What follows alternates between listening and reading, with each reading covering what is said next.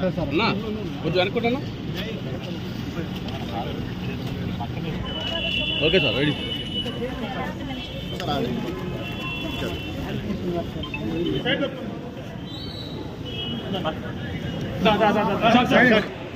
Eluru agriculture market committee chairman Shri Mamidipalli సాదిగా గౌరవ BCMS ఈ మీటింగ్ హాల్లోకి వచ్చిన అందరూ కూడా దయచేసి వారి సీట్లో మీ అందరికీ ఈ రోజున అదేవిధంగా గౌరవ శాసనసభ్యులు మాట్లాడే ఈ సమావేశాన్ని ఉద్దేశించి మొట్టమొదటిగా కన్వీనర్గా ఉన్నటువంటి మిత్రుడు శ్రీ సమారెడ్డి ఈరోజు సమావేశానికి గౌరవ మంత్రి అంటే వారు త్వరగా బయలుదేరారు కాబట్టి మొదటగా మనకి రాజ్యాంగం కలిగించింది. ఆ రాజ్యాంగం మనకు కలిగించిన హక్కుల్ని కాలరాస్తూ ఎక్కడంటే అక్కడ రోడ్లలో కానీ లేదా అక్కడ బండి మీద కానీ కుటుంబ నియంత్రణ 1 కోటి మందికి పైగా కుటుంబ నియంత్రణలో మీరు ఏం చేయాలా? మీరు ఇది అయ్యా కుటుంబ జనాభా పెరిగితే భవిష్యత్తులో ప్రజల్లో అవగాహన కల్పించాలా, ప్రజల్లో చైతన్యం రగిలించాలా. దాని తర్వాత వాళ్ళంతా వాళ్ళు లోపల ఎక్విప్మెంట్ పెట్టేసి ఆ రకంగా వాళ్ళకు కూడా ఇబ్బందులు పెట్టే ప్రయత్నం చేశారు.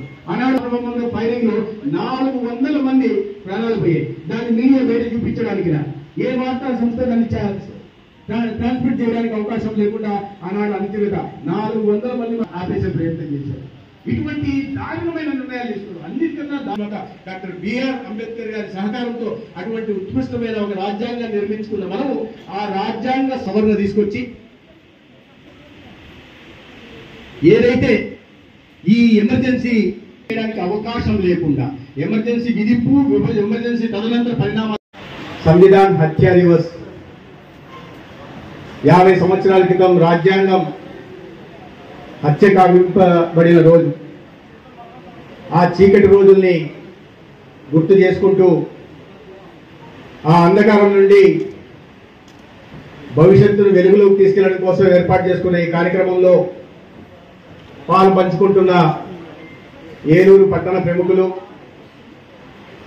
ముఖ్యంగా మా కుటుంబ సభ్యులు, ఆరోగ్య వైద్య శాఖకు సంబంధించి వైద్య విద్యా శాఖకు సంబంధించిన అనేక మంది మా కుటుంబ సభ్యులు ఉన్నారు. అదేవిధంగా దాంట్లో అంతర్భాగంగా ఉంటున్న నర్సింగ్ కాలేజ్ విద్యార్థులు కూడా ఉంటున్నారు. అదేవిధంగా తెలుగుదేశం, జనసేన, బీజేపీ నాయకులకి, కార్యకర్తలకి నేను చూస్తున్నా. నేను ఏ ఊర్లో ఉన్నా నాకు అనుమానం వస్తుంది. ఏలూరులో ఉన్నానా, కడప జిల్లా ప్రొద్దుటూరులో ఉన్నాను. మా ప్రొద్దుటూరు నుంచి కూడా వచ్చున్నారు ఇక్కడ. అది మరి ఏదైనా యాదృచ్ఛికంగా వచ్చారో లేదా నన్ను కలవడానికి వచ్చారో నాకు తెలియదు, కానీ ప్రొద్దుటూరు నుంచి కూడా వచ్చున్నారు. అందరికీ నమస్కారం.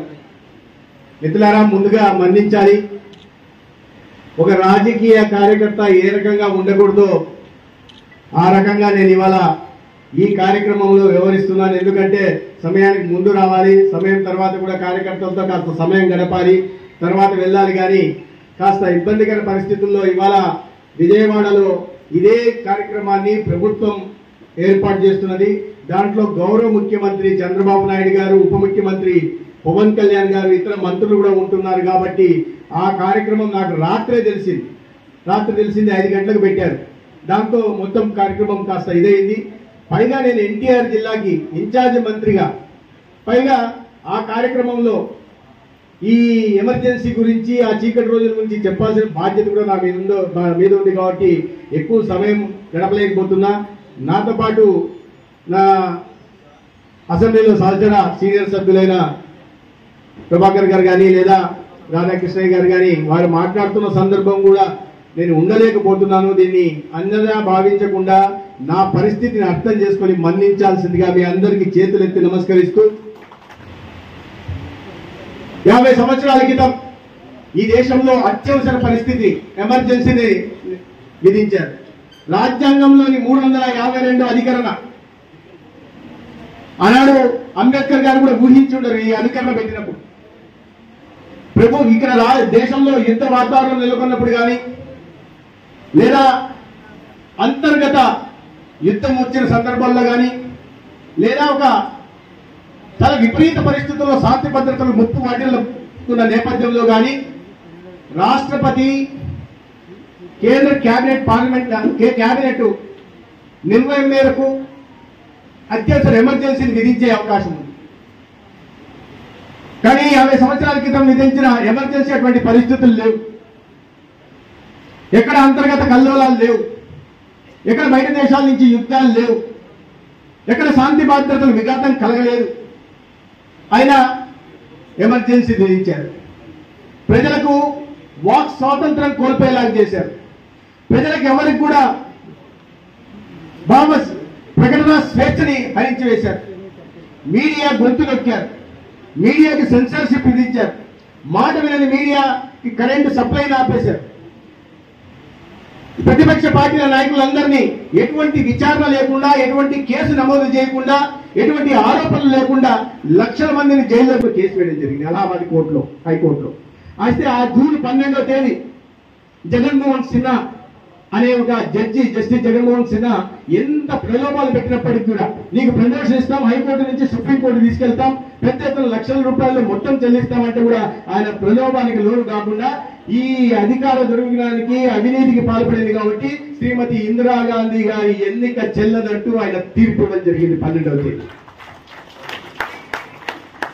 అయితే ఇందిరాగాంధీ గారు మార్పు రాలా.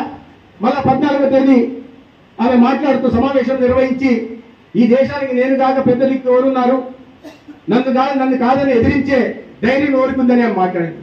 అదేవిధంగా జూన్ 18వ తేదీ ఢిల్లీలో ఒక పెద్ద బహిరంగ సభ పెట్టి ప్రజలందరూ నేను ఒక దుర్గామాత లాంటి దైవాంశ సంబుతురాల్ని, ఇవాళ నాలాంటి నాయకత్వం ఈ దేశంలో లేదు, కాబట్టి మీకు నేను తప్ప వేరే గతి లేదు అనే ఒక బహిరంగ సభలో ఆమె మాట్లాడడం జరిగింది. అయితే జూన్ 24వ తేదీ రాత్రి 24 సుప్రీంకోర్టు జస్టిస్ కృష్ణ అయ్యారు. సుప్రీంకోర్టు అప్పీల్కి వెళ్తే ఆయన చాలా స్పష్టంగా చెప్పాడు, ఏదైతే అలహాబాద్ హైకోర్టు తీర్పునిచ్చిందో ఆ తీర్పును అప్హెల్డ్ చేస్తూ ఈయన తుది తీర్పు వచ్చేదాకా అపద్ధర్మ ప్రధానమంత్రిలాగా కొనసాగడానికి అవకాశం ఉంది, కానీ ఆయనకు ఓటు హక్కు ఉండదు, పార్లమెంటు సభ్యురాలు కూడా అర్హత లేదు అని చెప్పి సుప్రీంకోర్టు తీర్పునిచ్చింది. ఆ తర్వాత రోజు పెద్ద దేశమంతా నిరసనలు మొదలయ్యాయి. వెంటనే రాజీనామా చేయాలా, దిగిపోవాలని పెద్ద ఎత్తున ఢిల్లీలో జయప్రకాష్ నారాయణ గారు పెద్ద సమావేశం నుంచి లక్షల మంది వచ్చారు సమావేశానికి. దాంతో వణికిపోయిన శ్రీమతి ఇందిరాగాంధీ రాజ్యాంగాన్ని తుంగలో తొక్కుతూ ప్రజాస్వామ్య విలువల్ని కాలరాస్తూ 24వ తేదీ అర్ధరాత్రి ఎటువంటి కేబినెట్ సమావేశం నిర్వహించకుండా, తన సహచర కేబినెట్ సభ్యులకు చెప్పకుండా, పార్లమెంట్ సభ్యులకు విషయం తెలియనీయకుండా అర్ధరాత్రి ఆనాడు ఆమె తొత్తుగా ఉంటున్న వంది మగధుడైన ఒక బాబా ఫక్రుద్దీన్ అలీ ఆయన రాష్ట్రపతి ఎవరున్నారో ఆయన ద్వారా ఎమర్జెన్సీ విధింపజేసి మొత్తం దేశాన్ని ఒక చీకటి భయంలోకి నెట్టేసింది. అత్యంత చీకటి రోజు. స్వాతంత్రానికి ముందు బ్రిటిష్ పాలనలో కానీ, దానికి ముందు వలసవాదులైన మొఘల్ పాలనలో మనం ఇటువంటి అనిశ్చితం చూసాం. కానీ దాని తర్వాత స్వాతంత్రం వచ్చిన తర్వాత అతి చీకటి రోజులు ఏమంటే ఈ ఎమర్జెన్సీ రోజులు. 21 నెలల పాటు అనే రోజు వేల మంది అరెస్ట్ చేయడం మొదలు పెట్టారు దేశవ్యాప్తంగా.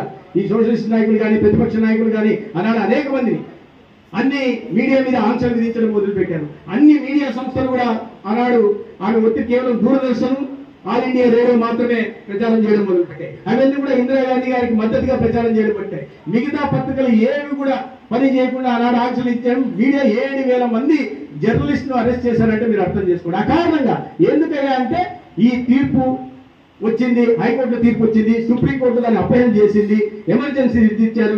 ఎమర్జెన్సీ విధించిన కారణంగా ఈ దేశంలో జరుగుతున్న నష్టం, అన్యాయాన్ని పేపర్లు ఎత్తి చూపుతున్నాయి కాబట్టి వాళ్ళని ఆనాడు జర్నలిస్టులు కూడా అరెస్ట్ చేశారు.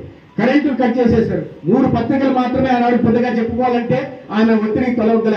ఒకరు Indian express Ramnath Goenka, 2 statesman పత్రిక చక్రవర్తి అయితే, 3వది మన రాష్ట్రానికి సంబంధించిన ఈనాడు సంపాదకుడు రామోజీరావు గారు ఆనాడు ఆ అన్యాయానికి, అణచివేతకి ఎదురు చూడబడ్డారు.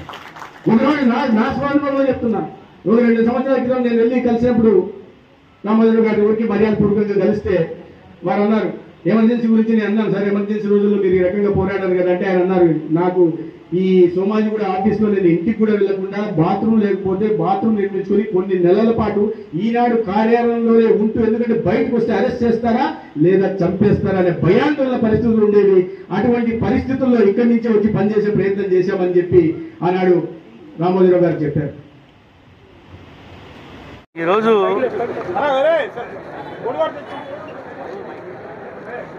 ప్రజాస్వామ్యాన్ని రాజ్యాంగాన్ని అపహాస్యం చేసినటువంటి చీకటి రోజు, ఎమర్జెన్సీ విధించినటువంటి రోజు. ఆ యొక్క రోజుల్ని గత పాలకులు చేసినటువంటి ఈ దేశానికి జరిగినటువంటి అన్యాయాన్ని, నష్టాన్ని, అన్ని విషయాలను తెలియజేయడానికి గౌరవ మంత్రి గారు వచ్చారు. ఆ యొక్క కార్యక్రమం విజయవంతం చేయడానికి నేను ఏలూరు ఎమ్మెల్యే గారు ఇద్దరు వచ్చాం. ఏదైతే ఆనాడు ఎమర్జెన్సీ విధించి 50 సంవత్సరాలు అయిందో, ఆ ఎమర్జెన్సీలో ఏం జరిగిందనేది భావితరాల వారికి కూడా తెలియాలనే ఉద్దేశంతో వాళ్ళందరికీ కూడా ఎమర్జెన్సీ చీకటి రోజులన్నింటినీ కూడా ఆ రోజున ప్రజలు ఏ విధంగా ఇబ్బంది పడ్డారు, ప్రజల్ని ఏ విధంగా ఇబ్బంది పెట్టారు, రాజ్యాంగాన్ని ఏ విధంగా అపయస్సం చేశారు అనేది అంతా కూడా గౌరవ మంత్రివర్యులు ఆరోగ్య శాఖ మంత్రి సత్యకుమార్ యాదవ్ గారు వివరించడం జరిగింది. అనర్గళంగా ఆయన మొత్తం ఆనాడు జరిగిన విషయాలన్నింటినీ కూడా అరగంటలో ప్రతి ఒక్కటి కూడా కూలంకుషంగా చెప్పడం జరిగింది. ఈ రోజున విద్యార్థులందరూ కూడా తీసుకున్నారు. రేపు భవిష్యత్తులో అటువంటి పరిస్థితులు రాకుండా ఉండటానికి మనము ఏ విధంగా ఉండాలి అనేది వాళ్ళందరికీ కూడా ఒక స్ఫూర్తిని నింపారు ఈ రోజున. మరి ఆ ఎమర్జెన్సీ రోజులను తలపించుకుంటేనే ఈ రోజు నుంచి చాలా భయానకంగా ఉన్నాయి. 5 సంవత్సరాల్లో మనం కూడా కిందట 5 సంవత్సరాలు అనుకున్నాం, ఎమర్జెన్సీ రోజులను గుర్తు చేసుకున్నామని అనుకున్నాం.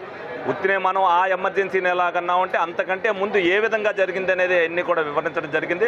తప్పనిసరిగా మరి ఏదైతే ఇది గుర్తుపెట్టుకుని ప్రజలందరూ కూడా మరి అంకిత భావంతో అందరూ పనిచేసి ఎటువంటి రోజుల నుంచి ఎటువంటి రోజుల్లోకి వచ్చామనేది గుర్తుపెట్టుకుంటూ మళ్ళీ అటువంటి చీకటి రోజులు రాకుండా చూసుకునే పరిస్థితిని ప్రజలు చూసుకోవాలని చెప్పి సందర్భంగా తెలియజేయడం జరుగుతుంది.